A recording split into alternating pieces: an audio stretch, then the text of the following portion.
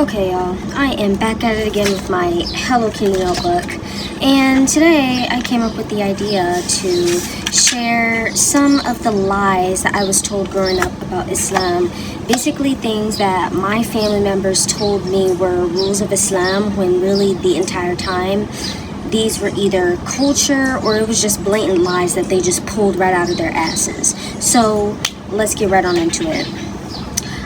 Very first thing, I was taught growing up that it is haram for a Muslim woman to call her husband by his first name because I guess it's considered as disrespectful. Now, it is apparently halal for the husband to call his wife by the first name, but again, the wife cannot call her husband by the first name.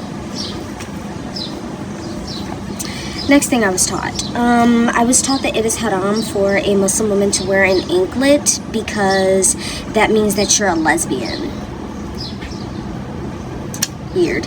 Next thing, I was also taught that a woman sinning is worse than a man sinning. So, for instance, let's say for like alcohol, as we all know, alcohol is haram or whatever. So, if me, a Muslim woman, drinking alcohol, and there's a man who's drinking alcohol, I get a worse punishment because I'm a woman.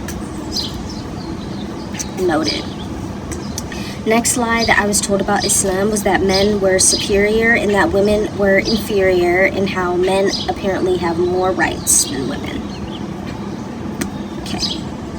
Next thing that I was taught growing up was that when women get married, they lose their rights and their autonomy. The next thing that my family members taught me was that it was haram for a Muslim woman to leave her parents' house and live all by herself prior to being married. Next thing, I was taught that Muslim women have to be fully obedient to their husbands regardless of what they ask or do, and children have to be fully obedient to their parents regardless of what they ask or do. So check and check. Next thing, I was also taught that it is haram to have sister locks or dreadlocks. Mind you, I am West African.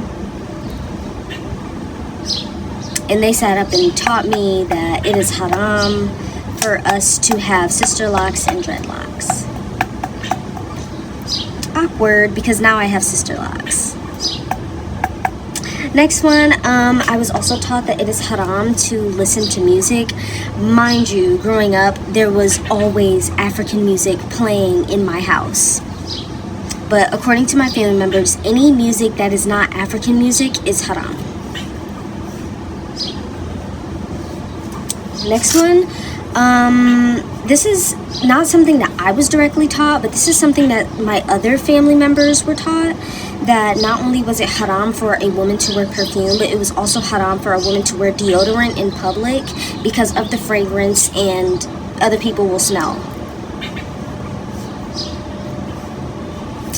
Next thing that I was taught, of course, my racist family and how they have this superiority complex, I was taught that it is haram to marry outside of your race. Let's continue on to the next one, which already most likely just goes along with the point that I made earlier about how my family members, they taught us how women lose all autonomy, they lose their rights. I was taught growing up that polygamy is the price that you pay for being a Muslim, and that Muslim women do not get to have the choice, and polygamy is not a valid reason for a divorce. Next one, I was also taught that being on your period meant that you were dirty and anything you touch is now dirty. Next thing that I was taught was that it is haram to wear tampons because tampons will make you lose your virginity and it breaks your hymen. And I was also taught, fun fact about me, I started wearing the hijab when I was 12 years old, I think. I was in the 7th grade, I remember. And I started wearing the hijab. I will never forget, it was on picture day. I took my school picture with the hijab on.